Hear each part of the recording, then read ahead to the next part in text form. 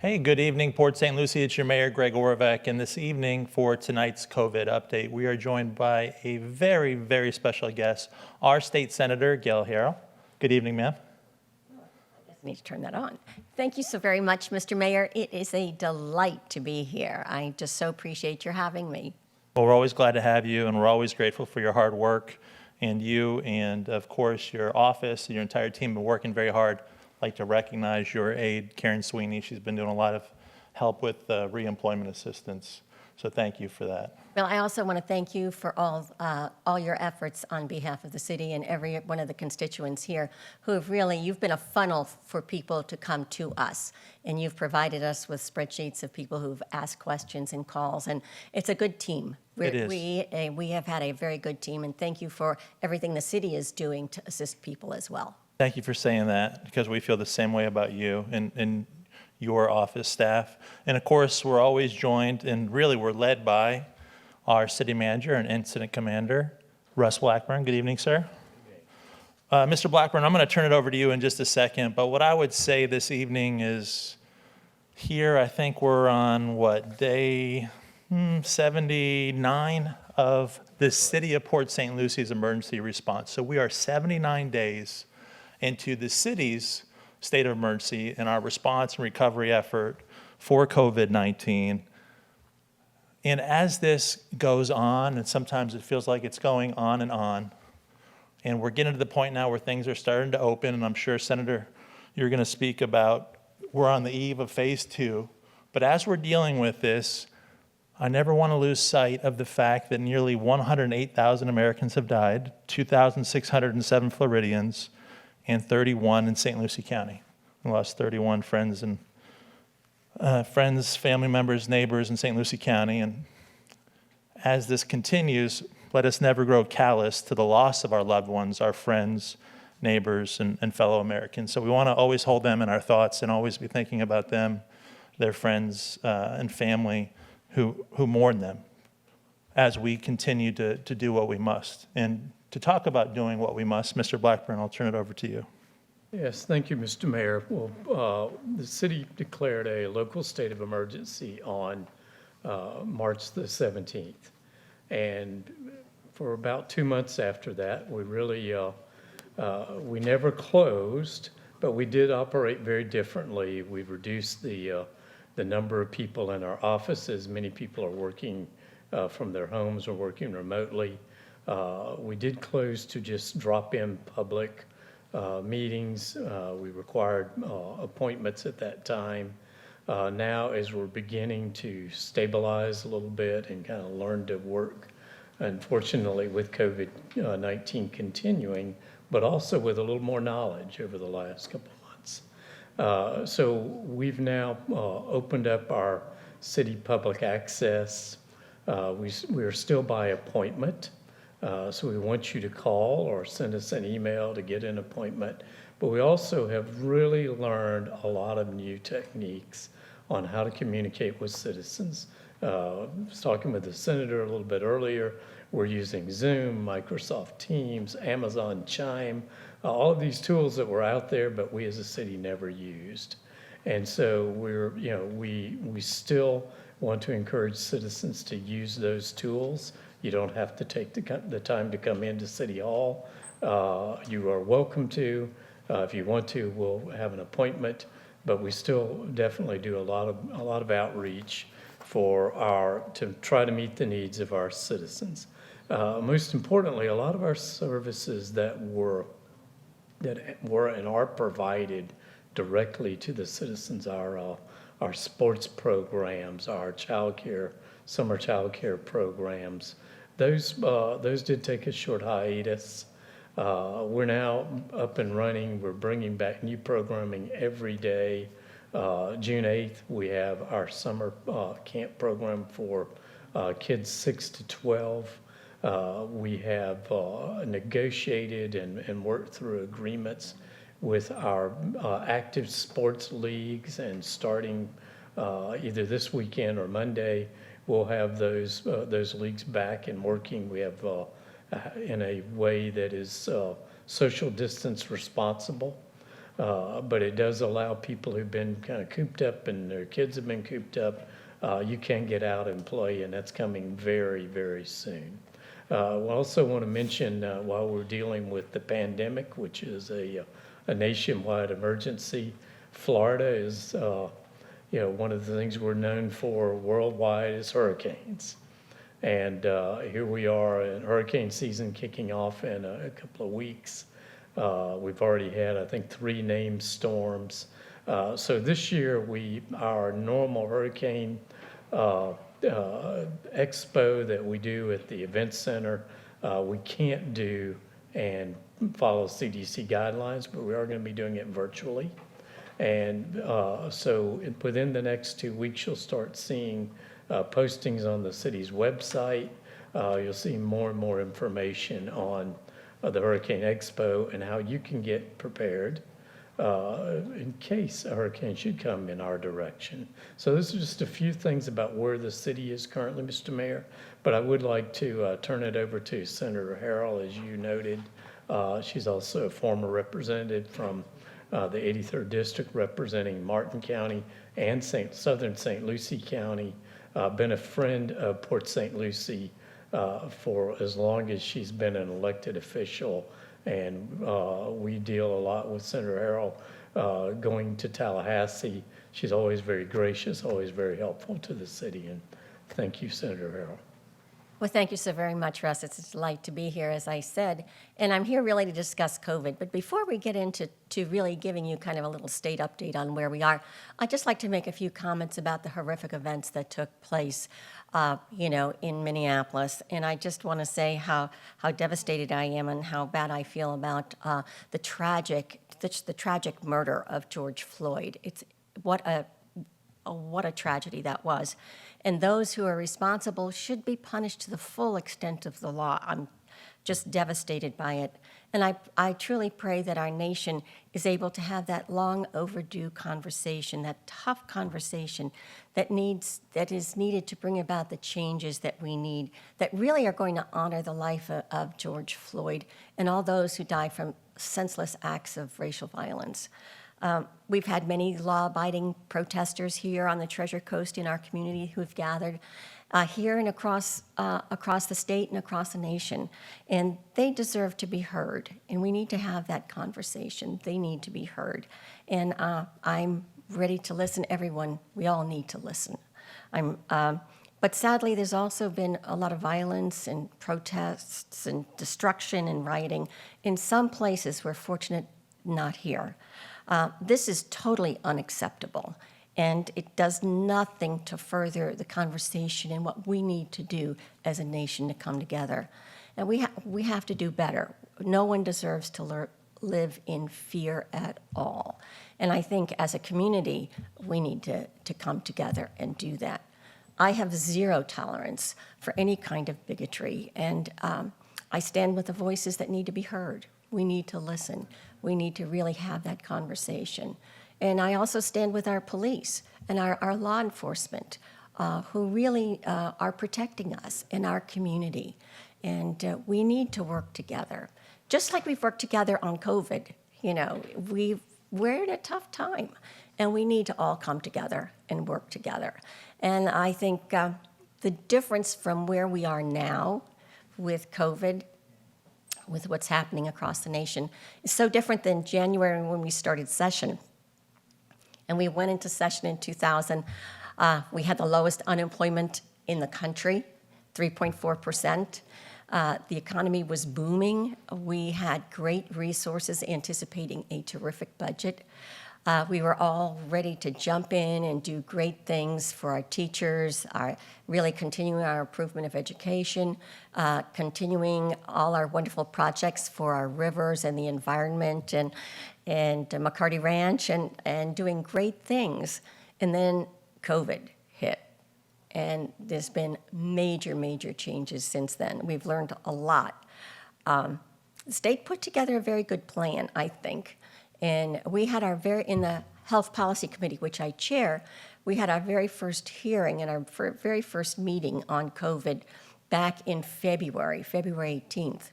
Of course, the governor really issued the state of emergency in March. Port St. Lucie issued the state. You started closing down things here. And we've learned to live a different way.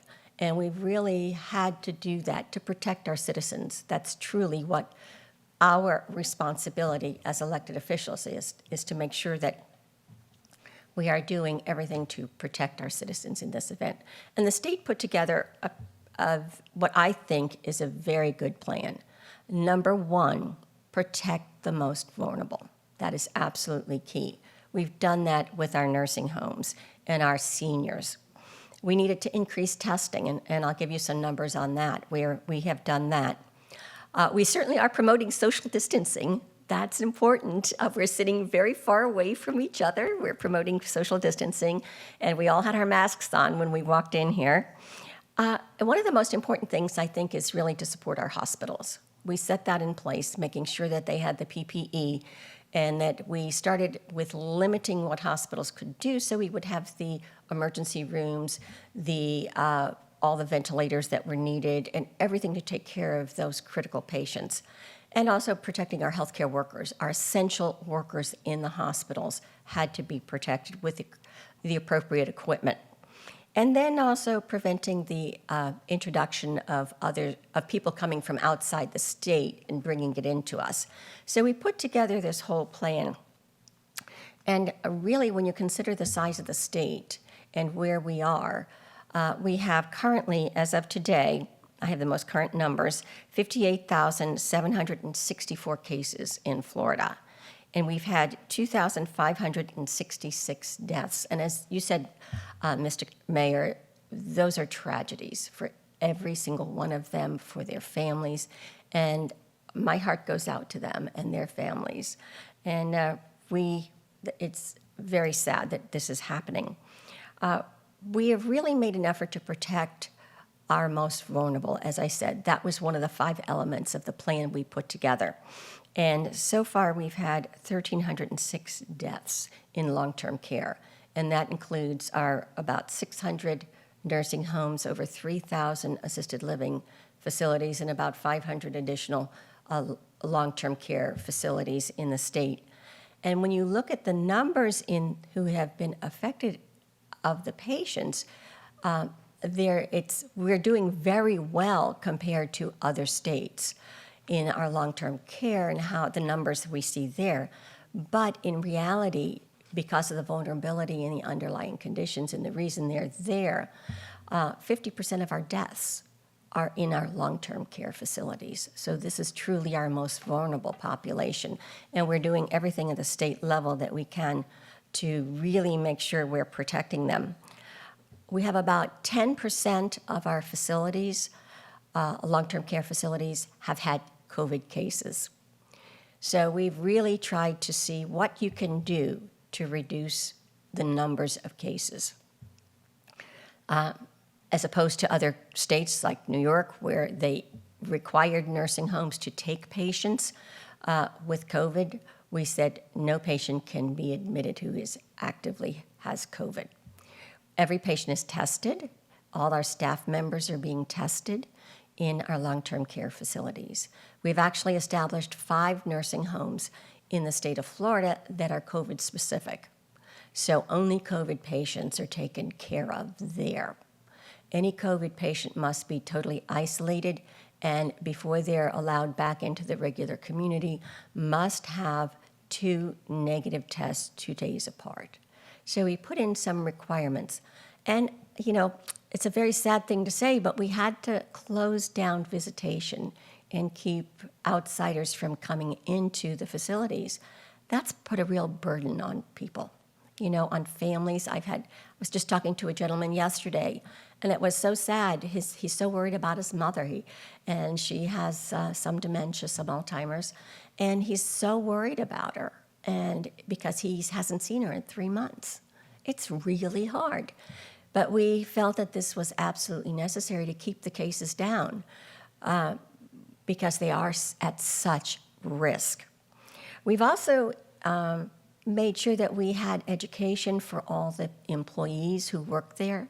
who are doing such a dynamite job, making sure they understood infection control.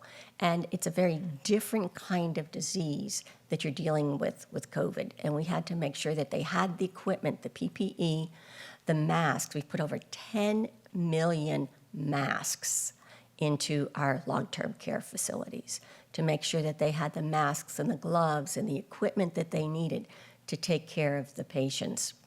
And we also had strike teams go in to help educate, and in difficult situations, go in and be able to assist in taking care of patients. The National Guard actually came and did a lot of the testing. We would do these massive testings across. So we're really proactive in protecting those seniors and our most vulnerable.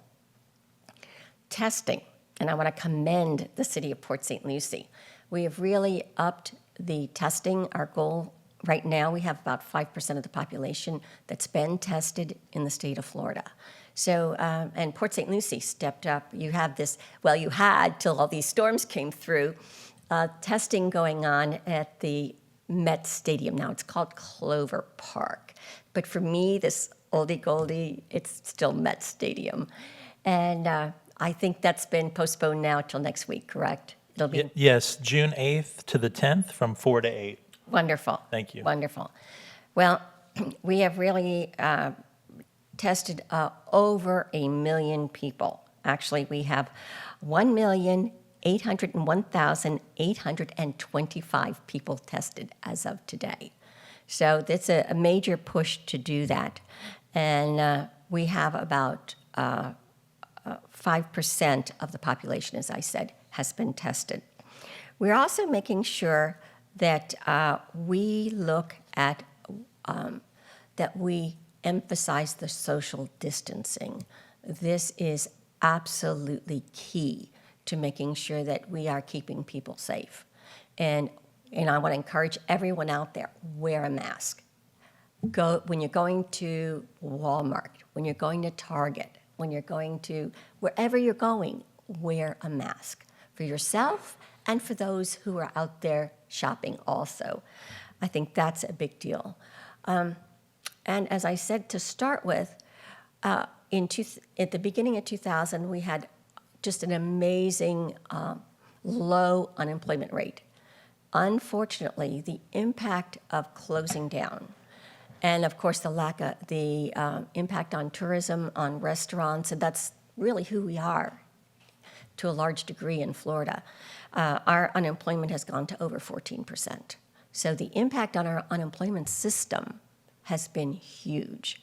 And I want to commend you all for everything you are doing to assist in helping people get to us so that we can assist them. We've talked with thousands of people and tried to assist them. And I can say the unemployment system in the state of Florida sucks. Excuse my French. I just have been, the system was never built for this. It could handle 1,000 people a day at a time on the system when it started, when we went into this. We've spent a lot of money, about $77 million, to really work diligently to make major improvements. And now the Connect system, which is what it's called, can handle up to about 80,000 people at a time. People were getting thrown off, kicked off, they couldn't get into it. I can't tell you the horrific stories of people, and my heart goes out to them. They are hurting. People are hurting. So we've tried diligently, and we're starting to see some improvements. I think over $3.5 billion has now been disseminated throughout the state. So we're seeing things getting better. And I think they just started something called the virtual waiting room, and that is going to make a huge difference, that you can actually get in line, sit in the waiting room virtually, and get in line so that you can get to actually talk to somebody or have your situation dealt with. I think that is a key element to helping people get what they deserve and what they need. The governor's done, as you said, many executive orders and dealing with unemployment, and certainly waiving the need to wait a week, waiving the need to check in, to have to be actively showing that you're searching for work when there's no work out there, is really been a key element too. It eliminates a lot of the things that people have to do. However, you still have to go in and make people, we need to know that you're still unemployed. So every 2 weeks, you do have to go in and kind of claim your weeks. But that's part of what you have to do. So we're getting better. We still have a ways to go, but we're working very diligently on that. And I think as we start to see things opening and people going back to work, we'll start to see real improvement. But I have some good news. As bad news as it's been today, we do have phase 2. Da-da-da, phase 2. I think we can maybe put that up on the screen. And that begins on Friday, tomorrow, June 5th, and it applies to all our counties except for Broward, Palm Beach, and Miami-Dade. That's our hotspot. And it applies to Martin County, St. Lucie County, and we're excited that we're going into phase 2. And what it does, it opens up all restaurants, of course, which have been opened partially under phase 1, gyms, salons, retail businesses, bowling alleys, movie theaters, bars, pubs, concert halls, tattoo parlors, and massage parlors. So I think we're going to start to see more people come back into employment. We're going to start to see our economy pick up a bit. But also, we want to remind individuals, our senior citizens over 65, and anybody with underlying health care conditions, that they are still to be very cautious. Practice social distancing, limit their outings, and be extremely cautious. COVID is a killer, and we certainly don't want them to get it. And that's kind of the update on where we are on the state. Thank you so much, Senator. You did a great job of presenting the safe, smart, step-by-step plan for Florida's recovery. And I think just maybe a note or two that you covered, but it's like a little subset that I got a lot of questions on. Of course, the entertainment businesses, so you can, the bowling alleys back at 50%. A lot of people this whole time asked about tattoo establishments. I don't see any ink on you, but that a lot of people today get tattoos, and there are, of course, a lot of tattoo artists out there, and they were wondering when they can be open, and they're open. And retail's back at full capacity, but with all these things, as you mentioned, social distancing and sanitizing. Yes. Right? And so if I'm perfectly candid, there are some people out there that feel like we should have never closed. And then there are some people out there who worried that we're opening too soon. And so time is going to tell. As we reopen and we test and we see where we're at, the data is going to reveal the situation, where we're at, what we need to do. Can we continue to bring the slider switch up, our dimmer switch up as we reopen society? But what we can always do is be accountable for our actions. If we're vulnerable, we can keep ourselves safe. We can wear our masks. We can use hand sanitizer, and especially even the best, just wash our hands. And we can engage in those kind of personal behaviors to keep ourselves safe, and that's very important. Again, I want to hit the point because it's part of the plan, and it's very important to our reopening, and that's the testing. And our Greater County team has increased our testing significantly. We were able, thanks to the county and also Treasure Coast Medical Associates, we were able to do a local testing event at the Mid-Florida Credit Union Event Center, AKA the Civic Center, where we were able to test over 1,000 people in just a day and a half. And what was the positivity rate? How many cases out of 1,000? 6. 6. So very low infection rate, obviously 6 out of 1,000. But thank goodness the criteria have loosened up so that people who need to get a test, who want to get a test, can get a test. That was such a source of frustration in the beginning. So to see that loosen up is great. It's integral to our reopening process. And again, we were supposed to have testing, thanks to the county and others, all week at, as you said, Clover Park, but I think of it as Met Stadium too. You can't go wrong with just saying Met Stadium. Everybody knows where Met Everyone Stadium. knows that. Everybody knows it. Not to be disrespectful to the generous sponsor, of the stadium there in Clover Park. But next week, so this week we have a lot of rain, and we expect some more. Next week, June 8th through 10th, 4 to 8 p.m., that's the testing, the mass testing. Anyone who is 18 and up can get tested. They just have to go to Clover Park next week. Now, you hit on it, but if you could just share with our citizens, if they have gone through the waiting room, the virtual waiting room, more than once, and even though it's the Connect system, they can't connect, how can they reach out to their state senator for help? Absolutely, and we are there to help, and we have, as I said, helped thousands. They need to call my office, and our office number is, and I hope you maybe put it up on the screen, is 221-4019. And call our office. Karen, Carrie, and Darlene are there to help. Thank And we can send their names in on a special list. We cannot reach, they don't talk to us, they won't give us specific information. We cannot be the conduit to refer information to them. They need to speak directly to people with the Connect system. But we can help you get to the Connect system, and then they will call you back. I can appreciate what you're saying. DEO, all these systems are executive functions under Yes. the governor. But of course, a senator, as part of the legislature, has an oversight function Absolutely. and can go to bat for her constituents. Absolutely, and we have been doing that. And we are, anyone who does still have a problem, call our office. Excellent. And we are most happy to help, do everything we can possibly do to help. I think as we go back into session in November, and actually January, we'll start committee weeks. But I think this is going to be a major conversation during session.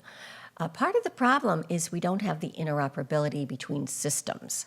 And that has been a real disconnect because there are systems, in order to verify things, you have to pull so many pieces of information together. And we don't have that interoperability. That's a significant part of the problem.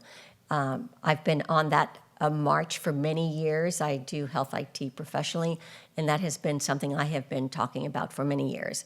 I think people are finally starting to realize and wake up that we have got to update, and upgrade our technology and our IT systems across the state. This was a big wake-up call, and as we have learned to use Zoom and all kinds of technology to communicate, we realize how dependent we are, and we have to really update and upgrade in order to meet the needs, because this is going to continue. We're going to have to do this for some time until we have a vaccine out there that is really working. That will probably be January or February, and maybe even after that. So this conversation is going to go on, and I am going to be hopefully right there pushing to really do what we need to do, to have the interoperability and to really upgrade our systems. Thank you. You offered an important insight there that I want to get to, and also the idea that system, I have faith that you're going to help fix that system, especially with your expertise and your caring. But right now, I just think it's so important that our citizens who are out of work and qualify for either Florida unemployment, reemployment assistance, or the pandemic unemployment assistance get their check. Because in America, a lot of people live paycheck to paycheck. Absolutely, and that is key. We need to get that working as soon. We need to make that happen sooner. Got to get that money out to Got to them. get that money out there, and people need to really give us a call. We're happy to help as best we can. And one of the good things about our community here is, as people have been hurting so hard and it's been so difficult, people have come together. And when I see this community, really the amount of food that is being distributed, Boys and Girls Club, and everything they do with the meals for kids, the different organizations that we have, whether it is the Treasure Coast Food Bank, my goodness, the amount of food that's been distributed in our community is just amazing. I think we all all need to work together. Children's Services Council, they've been out there helping people too. Sarah's Kitchen, Mustard Seed Ministries. You look across the board, and all these groups coming together to make sure that people have the resources, the rent subsidy program, things of that sort. Also, one of the things, the executive orders the governor did was to really extend again the prohibition against eviction and the delay of payment for rent or mortgage payments. But people need to understand that at some point that's going to be due. You're still going to have to pay it. But at least you get the extension now when you are out of work. When those checks, and as I said, over $3.5 billion has been sent out, when those checks come, it's retroactive. So you will get all that back money. You're going to get a big check, or it may start small and then it'll catch up, and you will get that money eventually. We want to make it happen sooner rather than later. Yes, thank you. And you went through the logical progression, I think, because when your paycheck doesn't come in, what's the first thing you have to worry about? Food, water, shelter, right? You have clothes taken care of, but the food, utilities, shelter, that's what you have to worry about. A lot of the utility providers have been taken care of. Food, you hit on some of them, and we can't pre-advertise it too soon, but the Treasure Coast Food Bank is going to have another mobile pantry event here pretty soon, and more information will be available on that soon. You mentioned the Great Boys and Girls Club, and there are others. There's no reason to go hungry. There's no reason, no. There are a number of programs we can connect you with. And one that we can't forget is, of course, the Supplemental Nutrition Assistance Program, AKA SNAP. Right. The SNAP program. That has been working much better than reemployment, I've been Yes. told. Well, the access system is a newer system, and actually we have just done a major upgrade to that. So, but it's still not interoperable. So housing, so until the economy's fixed and we're improving with getting the checks out, but you worry about housing, and it was, I think, good for many people who are worried about being evicted or foreclosed upon that there was an extension, but it's still looming. As you may know, we received about $600,000 in change from the federal government via the CARES Act through a supplemental CDBG, Community Development Block Grant. And also we had some local money from developers for affordable housing that we cobbled together so that we could put together a $1 million emergency housing assistance program. Unfortunately, with our first tranche of money, we were only able to keep our program open for 6 hours. Yeah. So in 6 hours, we received 1,600 applications. We had to shut the program down. And of course, we're glad that you're here. I don't want to pitch any fastballs your way, but just to remind you that we did send a letter to the governor, and of course copied our wonderful delegation, about, hey, the state of Florida received a very large CARES Act appropriation from the federal government, and many other states, like Texas, have reserved some of it for the state and then distributed additional resources to localities. So we've joined with the Florida League of Cities and the Florida Association of Counties in requesting additional money pursuant to formula that already exists. And so we hope that you'll take that into consideration and help get additional resources to communities like Port St. Lucie. Because by way of example, if you are of a certain size community, say 500,000 plus, you likely received maybe over $100 million as a direct appropriation from the CARES Act. Those are the kind of resources that the Pinellas counties, the Palm Beach counties of the world received. Port St. Lucie, we received $600,000. And our homeowners, our renters, and our business community says, wow, in Palm Beach County, they made $100 million worth of resources available for these types of programs. Why is it that here that you don't even have a small business program? And so, we're asking the state for that help and looking to other models of how it could happen. And we look forward to hearing from the governor on that. And I certainly support that, absolutely support that. Thank you. And, we've worked together a long time now. A very long time. In different capacities, in different offices. And we went through a depression here locally as Yes. a result. For a lot of people, it was a great recession. It was a housing bust. But here, it really hurt. And in Really? Port St. Lucie, we didn't really start climbing out of it till 2012, 2013. It was much deeper and longer. And so we know what it's like when a recession crosses over and then stays there. And so this pandemic is it's a different animal. It's different than what we faced before, but if it crosses into real estate, we know how devastating that could be for a community like Port St. Lucie. And I, for one, and I think the council and our staff is united in trying to get as many resources that are available to make those resources available to our people so that we don't have mass foreclosures, mass evictions, empty houses, zombie houses. We've lived through that. We have. We don't want to do that We again. don't want that. No, we do not want that again at all. And I think we all need to work together to make sure that that does not happen. I think if we, as the state starts to open up and we start to see that sales tax, I didn't talk about sales tax, but when you look at the numbers and what has happened from a revenue point of view to the state, it is significant. In sales tax alone, I think we're down over almost $600 million, just in the month of April. We don't have figures yet for May, just in the month of April, down $600 million.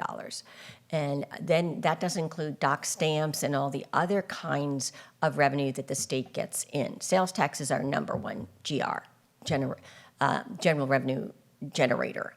But we've got other sources as well, and we're over $800 million, almost $900 million down in revenues coming into the state.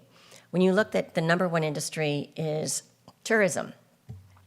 Probably 15% of our general revenue comes out of Orlando.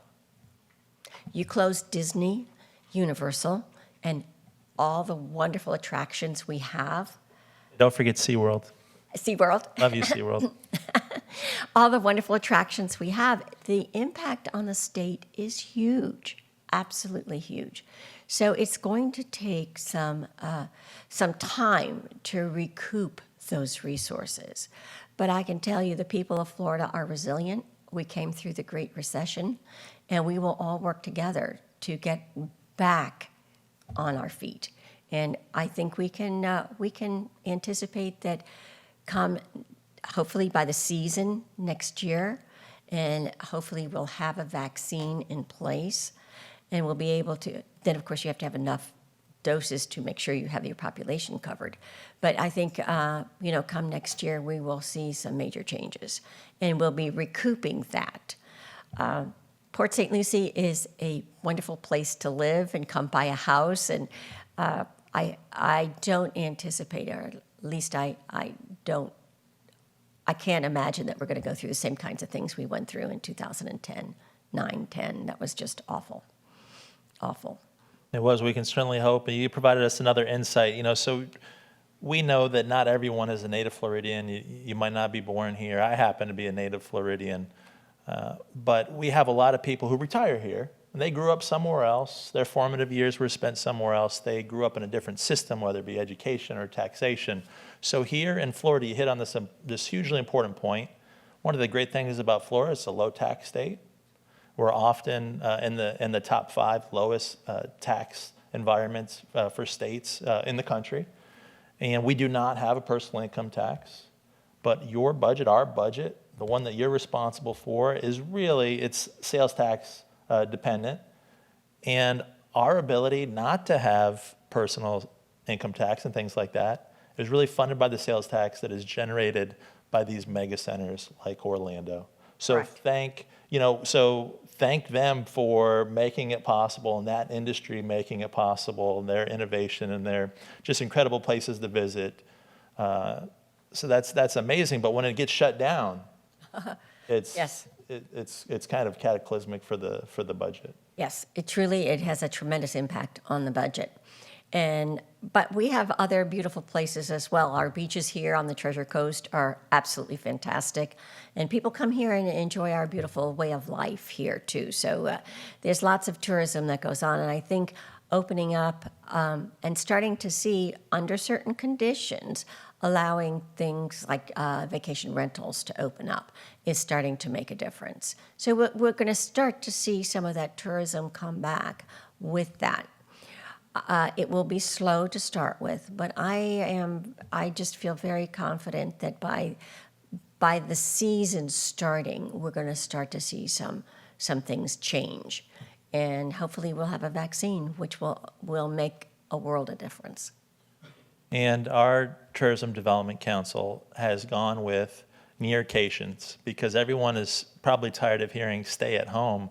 We're not doing staycations, we're doing nearcations. I like And nearcations. to your point, it really is special about St. Lucie County, Martin County, Indian River County, the Treasure Coast, our region, how different our beaches are compared to places like South Florida. Oh, yes, very Or different. really most of the seaboard, to be honest. So I can say that as a native Floridian and a surfer, the amount of just wild beach where there's no development, where you can actually ride, go on horseback on the Yes. beach, that is really part So of what special. makes the Treasure Coast a treasure. Yes. And so thank you for pointing that out. Commander, do you have anything to add or chime in before we go to questions? Mr. Mayor, we as a city continue to be just more and more open to our community. And as the senator said, and we can't overemphasize it, as people come into our buildings, they go into our stores, encourage folks to be responsible, you have to make decisions for yourself. And that's part of the idea of as this phased opening, and really makes a difference for all of us. Thank you. And as the senator pointed out, a lot has changed in our world, our nation, our state, and community. And it's more important than ever for us to communicate, interact with our citizens. And with that in mind, we have a number of questions.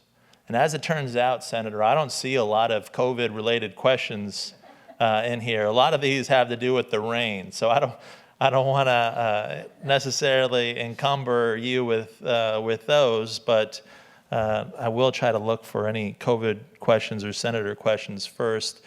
Given your background in health and just caring about people, we do have one from Maureen about how during this epidemic, how is the co-occurring addiction epidemic being monitored given the new infectious disease concerns with COVID? So I don't know if you want to respond to that. If you want to respond to that, I can say that our St. Lucie County Fire District, our police department, and all of our agencies have continued to operate this whole time. So all the systems and the reporting mechanisms that we have in place still exist. The statistics are still being monitored. We're making references, referrals to mental and health agencies, counseling, clinics, hospitals, the whole range of the treatment. Absolutely, and what I'd add to that, and I thank you for letting people know that those services are very much still there. One of the innovative things that has come out of this is telehealth. And especially when you have addiction problems and you need mental health counseling and things of that sort, we have really gone to a telehealth model. And I did some legislation last year that really kind of set the stage for this. And it is now, thank goodness we were able to pass that last year, because it really opened up the ability for all kinds of practitioners to use telehealth. And especially in this arena where you need the counseling that is so much a part of dealing with addiction. And we've seen a tremendous increase in the use of it in our nursing homes, so that when a patient can't leave, that they can have that telehealth visit. Therapists are using it. All kinds of physicians are using it. And it's become quite a new way of practicing various professions. So we're learning new ways to do things, but the services are there. The services have not shut down. To your point, I think this is going to change their behavior. You're seeing stores probably that were on the verge of closing. They're going to close. They're probably not going to reopen because the business model has gone away from bricks and mortar to a large extent to delivery. You're seeing increased use of delivery service for groceries, for food, for takeout. and of course, medicine and these other things. Going back to the mental health and addiction and seeking help, I apologize for not having it, but there is a national hotline that is funded by the national government, and it's made available by FEMA and others. Anyone can call it, and we will follow up and provide that information.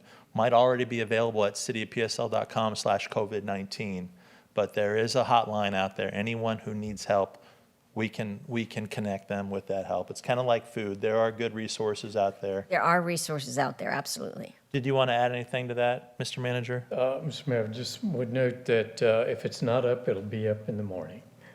Thank you. Thank you very much. And so this is a direct question to you, Senator Harrell, and I know that you're ready to hit it head on because you've touched on it already. David asks, what do you have to say to the people who are caught up in this unemployment mess? Oh, I feel your pain, believe me. We have talked to so many people in our office, and I just would encourage you to be persistent. I think the new virtual waiting room is going to help. They closed down the system from 8 o'clock at night to 8 o'clock in the morning to continually work on it, and also to process things. So from 8 o'clock in the morning till 8 o'clock tonight, I would be very diligent and be there, get into the virtual waiting room and see what, and we've had people do this. It's new, it just started, but we've had some people do it, and within an hour, they were able to get to somebody. But increasing the numbers that can be on at the same time to 80,000 has been a key part of it. And call our office, 221-4019, and we will do everything in our power to help you.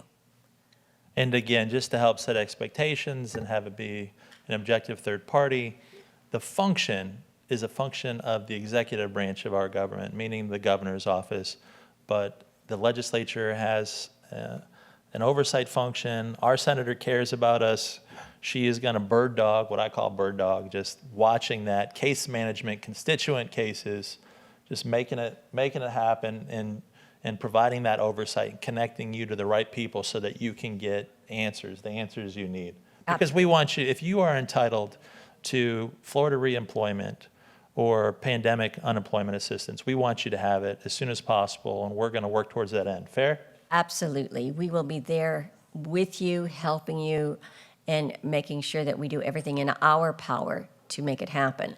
And I hope people will realize that they will get back pay. It's not, it's not from the point you get on the system and it works. It will go back to your day of unemployment.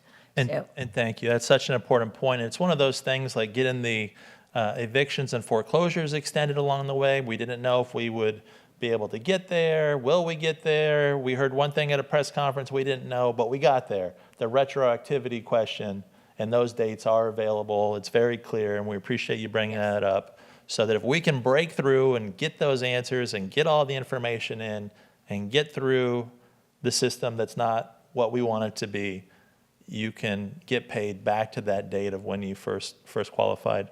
So thank you again. You hit that straight up. And staff did find the national helpline at 1-800-662-HELP. Thank you so much for getting that. So if there's a mental health issue, if there's an addiction issue, please call 1-800-662-HELP. Senator, I'm going to apologize in advance. We got a lot of just normal kind of public forum questions now. Go right ahead. All right, so. Deal with them. And actually, are these three questions from one person? And what's really interesting here, and I always just try to play it straight, and with this one question with three subparts, we see the push and pull and the challenges of governing.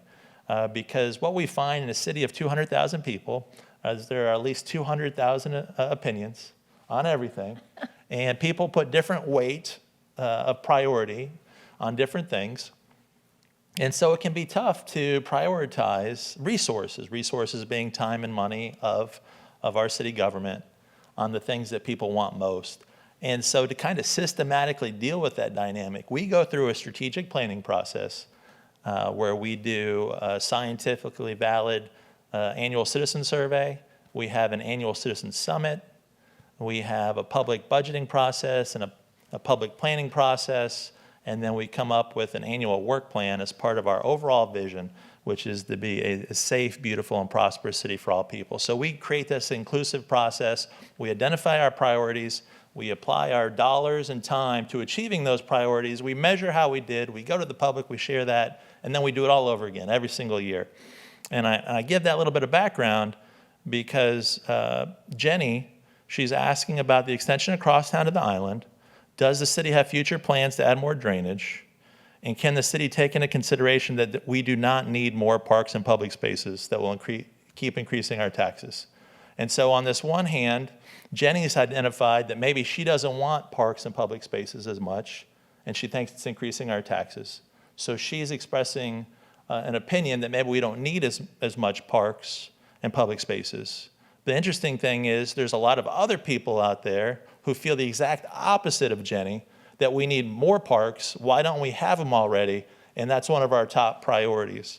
And then even where we're talking about more drainage systems for excess rainwater, those end up being public spaces that actually are very easy and cost effectively can be turned into a park. So it's very interesting to see how these play out. So with extending Crosstown to the island, this has been talked about for a long time. Once upon a time, there was a Walton Road committee at the state level that was studying an extension out to the island, but that was also at a time when it was uncertain that we would get the bridge permitted, the Crosstown Bridge permitted over the river. So Senator Pruitt, you remember him? Oh, a dear, dear friend. He was instrumental, and perhaps you probably worked on it from the House side of getting that money reallocated to Crosstown, and the extension over the lagoon was abandoned because you got to get over to the river, the St. Lucie River, before you can worry about the Indian River Lagoon. That being said, this continues to be popular. It was it got the greatest applause at one of the State of the City addresses. We put it into one of our scientifically valid citizen surveys, and I think 89% of Port St. Lucie wants that extension. Mm-hmm. Here are some of the issues. We don't own Walton Road. The county does. Our municipal boundaries end at Indian River Drive in the Indian River Lagoon, so we don't go out to the island. So it would have to be a county project, a state project, a TPO project. Everyone remembers the environmental concerns that we had with the river. Multiply those for the lagoon, and then consider that historically the property owners on the beach haven't wanted us to connect. And so you can start to see some political forces that make this what I call a heavy lift. And then, oh, by the way, put sea level rise in the background and what that means for the state and then the expense of the project. So if we want to be practical about, hey, what are the next steps? This is actually something that I've been asking the city manager and the city council to consider. Just like a council 40 years ago paid the Crosstown Bridge forward, what can we do today to help this project move forward so that eventually, if the citizens of Port St. Lucie and the Treasure Coast want an additional connection, they don't think that a city of 400,000 should have to go through Jensen Beach or Fort Pierce to get to the beach. What could we do today to help make that happen? And I think one of the things that we could do is a preliminary report that maybe identifies what the steps are, what the parameters are, talks about magnitude of cost, what the process would be, what's involved. What do you think, Mr. Manager? Mr. Mayor, that's a really good start. As you've noted in your comments, there's a lot of different players, including environmental agencies are involved. But you have to start with the first step. And, I wasn't here, but I'm told that one of the big actions the city took after some study for the Crosstown Parkway was put the aspiration in our comprehensive plan. And that may be after a preliminary review that may be the first tangible step to really get started. So I appreciate that. So Jenny, with this, we have to recognize the tough environment, and that is right now, we still don't know what COVID-19 means for us in the near and long term from a budget perspective and the level of our resources, where they're best spent. So that's a factor. And then you have this, there's just a huge lift. This is a very complicated process. It's not going to happen soon. This is the kind of thing that takes a decade plus, hundreds of millions of dollars. So what does our next step look like? This is what we need to do. We need to get the council to direct staff to evaluate the concept, to do a report, and identify next steps. That would be moving the ball forward. Now, did you want to? You Well- probably steer clear of that one. I mean, why get involved? But do you want to add anything? Well, I just very distinctly remember all the issues in moving that money that was originally put. I think there was about, I want to say, $50 million that was originally designated for that bridge, but then was switched over to the Crosstown Parkway and helped fund the Crosstown Parkway and also fund, of course, the bridge that eventually went over. But it took 20 years, when you think about it, to get the bridge across the St. Lucie River. So anything short of 20 years would be a miracle if you could do it to get to the beach. So I think realistically, it takes a very long time. You have many, many players. You have DEP. It's a navigable waterway, so you also have the Army Corps of Engineers. You have EPA at the federal level. You have the county, the state, Coast Guard. and the Coast Guard, and of course the city of Port St. Lucie. And because of the county, you're going to have the county. It's not even, so with us, it was fully within the city, so we could kind of be the champion and in the driver's seat. And this one, we don't have that. So, and to your point, there were starts and stops, but when you talk about soup to nuts, it was 39 years. So 1980 was when it was put into the comp plan, the original bridge over the St. Lucie River. Comp plan 1980, bridge opening September of 2019. Yes. That's how long it took. I think we could beat that, provided everything else lines up. And just spitballing, having a little bit of fun. We are lucky to have the Savannah State Park there. It's wonderful. There are plans to improve Walton Road. Walton Road is an asphalt road that does this now, but it's really picturesque looking out over the Savannahs. It's a one-of-a-kind freshwater marsh environment there, right up against the Atlantic Ridge. The Atlantic Ridge is where it's a little bit higher sugar sand. That's actually where the railroad tracks are. But you have this really special place, and then you have the lagoon, which is, of course, special. Why not? Why not have a ferry? I mean, why not put a ferry out there? Originally, that bridge was supposed to be, the bridge over the lagoon on Walton Road was going to be a toll road. That's what the group was studying. But I just think it would be fun to have a ferry experience out there on that picturesque road and on the state park, and maybe just have it peak times, Easter weekend, peak season, special Memorial Day, all the times the beaches at the high use. But right now, on a high use day, Jensen Beach Causeway is backed up from the roundabout on the island back to the roundabout at In River Drive and the causeway. So what's going to happen? I've been there on a regular basis. What's going to happen when the city of Port St. Lucie is 400,000 people? Not to mention the rest of St. Lucie County, and we know Martin County slow growth, but they'll grow something. There'll be a few more people over there. Maybe was it Pineland Prairie? What's the name of? Yeah, Pineland. I think it's Pineland Prairie. So that's a fun question. Oh, what happened to our questions there? All right. Well, what I wanted to say though Jenny had a question about taxes, and just so everyone knows, Port St. Lucie has decreased its city tax rate 4 years in a row. And in fact, last year, because we recognize that values have been going up, we lowered our tax rate enough so that the average homesteaded property owner of Port St. Lucie's taxes would stay the same or go down. So we take our tax rate very seriously. We study it. We benchmark ourselves against others. And I think even in these tough times, we're going to make it 5 years in a row. I really think that's going to happen. Unfortunately, I don't think we get credit for that because we're only 20 to 25% of the tax bill. So there's all these other taxing authorities on there, like the county and the school district and South Florida Water Management District, and all these different St. Lucie County Fire District, all these different taxing authorities. There are on the millage part of your tax bill, there are only two that are under the city's authority. That's City of PSL, and that funds the police department and the Parks and Rec and everything we do in our general fund. And then City of PSL voted debt. And City of PSL voted debt is the Crosstown. That's the Crosstown Bridge, the Crosstown Parkway. And that was voter approved. That was a voter approved referendum. Those are the only millages under the control of the mayor and city council and recommended by the city manager. That's it.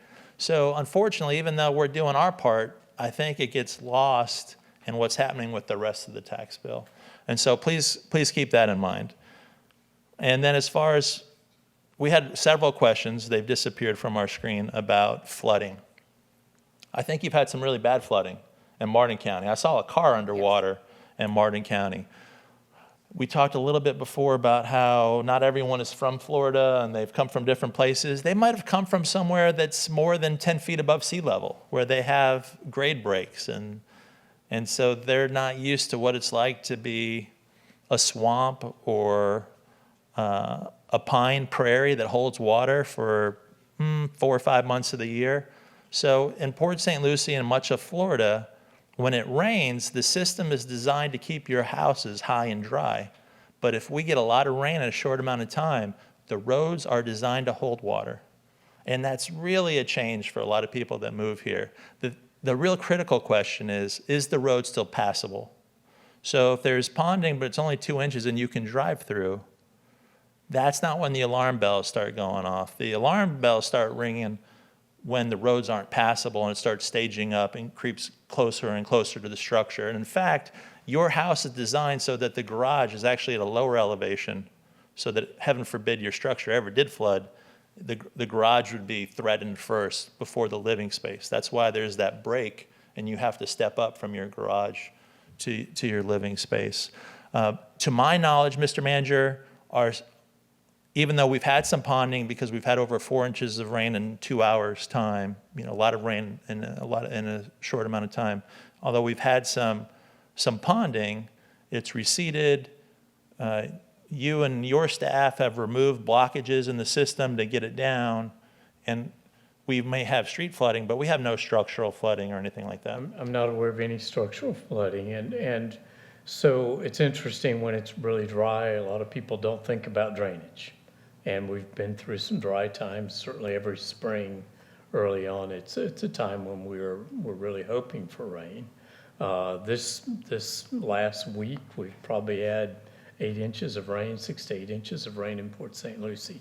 So what it does show is and a lot of folks don't know why they're there, but we have the plastic swale liners in front of most homes in our city.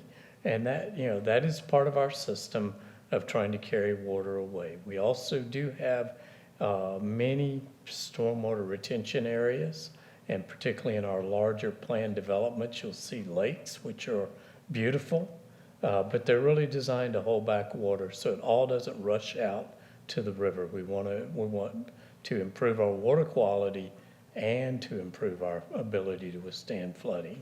So we have our 1 PSL. If you have waters that appear to be encroaching upon your home, we would encourage you to give a call to 1 PSL, 871-1775. Give us a call, contact us on the website for 1 PSL. But if you've just got water standing in your swale, that is normal in Florida. I know that there are many communities I've lived in, places around the nation where you did have really fast drainage and you didn't have water stand in your swale. But there's something really good about the water being there. It can percolate into the ground, it can evaporate before it gets to the river, impacts our water quality. It will generally go away within a couple of days.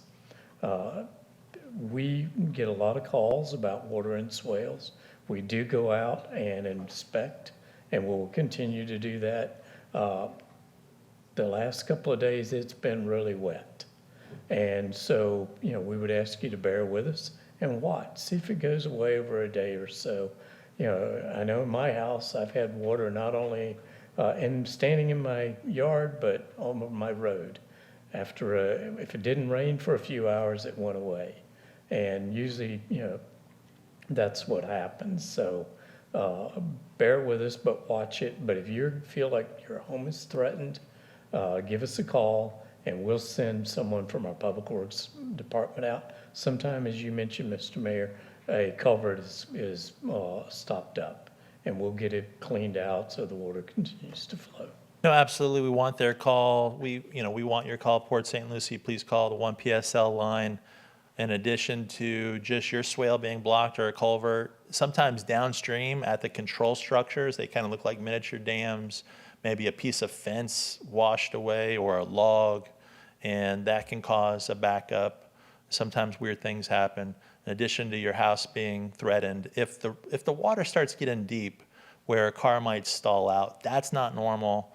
That's not our level of that's not our level of service. So all those things, there's probably something we can do. But I just do want to share a little bit of history. Once upon a time, we had a visitor. She was called Tropical Storm Faye. And she gave us over 13 inches of rain in a day. And as a result, east of US 1 in Port St. Lucie turned into a lake. And in fact, US 1 became the dam. And it held the water back because the water doesn't flow towards the savannas and the lagoon. It actually flows back towards the river in US 1, which is elevated because you have to be able to drive missiles down to Keys to defend us from Cuba. And, that's higher because you can't flood US 1. It was actually so bad, though, that Leonard Road at US 1 was turning cars into submarines. Our former city manager, God rest his soul, Don Cooper, he put his truck underwater in the Sandpiper neighborhood. So there was deep water everywhere, and it didn't leave like it was supposed to. It actually staged up. Eastern Port St. Lucie was flooded for more than 2 weeks. The structural flooding was limited to the unincorporated county enclave for the most part, where Billy Bones is at, and Moe's Bagels and Domino's right there. That's actually a little enclave. It's the county surrounded by the city. Had structural flooding there because it's very low. Where you did have some flooding is we had water in the streets so long that people in monster trucks were pulling wakeboarders behind them. And the wake from the wakeboarders in the truck would send waves into people's garages. But in response to that, people decided, hey, we can't be stuck in our houses and not able to go to work for 2 weeks. We want a higher standard. That's when we did the Eastern Watershed Improvement Project. And that project cost about $35 million. So it is possible to design a higher standard, but even that standard was that it's not that you never have water in the streets, it's that the water, if there's water in the streets, it leaves within a certain number of hours. And that was the higher standard. We had to acquire property. We had to replumb Eastern Port St. Lucie. And we are looking at those type of drainage reports for the whole city. And to your point, anyone out there, Rosser, Parr, Darwin, Sawgrass, Savona, that basin, I really feel, this is me speaking, needs some attention. It's always wet out there, but the only way we're going to be able to address that is to buy land, create additional storage and treatment. Now, the good news is, and man, isn't it great to have Senator Harrell here, is there, I guess, assuming that the budget eventually gets signed into law, the legislature has put a lot of money into water projects, right? Yes. So if there was ever a good time for treatment of water, now with this legislature and with this governor is a good time. Absolutely. water projects and dealing with clean water and making sure we put money into the kinds of projects that are going to protect our river, that are really going to solve a lot of our problems environmentally. We have put huge resources into that type of thing, whether it's water quality or water quantity, both. We have put huge amount of resources into it. So and of course, what worries me, if we want to get down to the budget issue, as we're looking at the impact of COVID on our sales tax, which I just spoke about, we're going to have to be really looking, the governor will be looking at those projects in particular to see what might get vetoed. So it's a balancing act right now. I'm holding my breath to see when he's going to take the budget and when he's going to sign it. And a lot will depend on where we are on sales tax here as to what actually becomes law and gets signed and doesn't get vetoed. So we're all holding our breath waiting to see what happens. We are, but we know it was a priority in the previous budget year. It was this year, subject to what happens with COVID, and now subject moving forward. But clearly, it's a priority of our current legislature and our current governor. Absolutely. So this is the time. Manager and I were talking about it today. Staff is working on it. We will carry that issue forward. We'll be fortunate if we get some state grants and some state assistance, but there is a local requirement. And so one of the people that commented was talking about, well, I want my taxes to be lower, but I want more drainage. And so there's a relationship there. And I want to say that the stormwater fee went up $20 for everyone in Port St. Lucie, all property owners, to be able to fund that project. And that project won't be paid off for a number of years still. So the question becomes, is a majority of Port St. Lucie willing to pay for the additional level of service? And with that, anything else, Mr. Manager? Mr. Mayor, we'll continue to monitor and respond to any specific concerns about flooding, and I think that is, it's a very timely question. And a bigger picture question is, are there some strategic things that we can do as a city that our citizens support that look at water quality? And certainly we've been at a good partner with the state of Florida and Senator Harrell, and we appreciate her helping us on all of those issues. And we do additional stormwater projects every year. Yes. Every year we're doing a stormwater project. Senator Harrell, you have one final question, and I think that was, how can someone, Ms. Sweeney already took care of it. Your office has already resolved the problem. Any closing comments, ma'am? Well, first of all, I want to thank you again for the opportunity to be here. I certainly appreciate it. And I want to thank the City of Port St. Lucie for all you're doing, our relationship and our working together to make sure our constituents are taken care of, especially on the unemployment, but also on other issues as well. We have an amazing working relationship, and I so look forward to continuing that and working with you in whatever problems, water issues included, and we've worked very closely together on a lot of those issues. So thank you for this opportunity. I am here. My office number is 221-4019, and we're happy to help anyone we can. Thank you, Senator. We really appreciate you. Thank you for all your hard work on behalf of our citizens. Port St. Lucie, this is our latest COVID update. And remember, for the city's COVID updates, you can go to www.cityofpsl.com/COVID-19. I don't know what number we're up to, but our great award-winning communications department is providing regular updates on behalf of our team. And if we keep working hard, smart, and together, we will get through this challenge and any challenge. That's a recipe for us to move forward no matter what we face. Thank you again. Thank you, sir. Mr. Mayor. And we'll see you next time, PSL.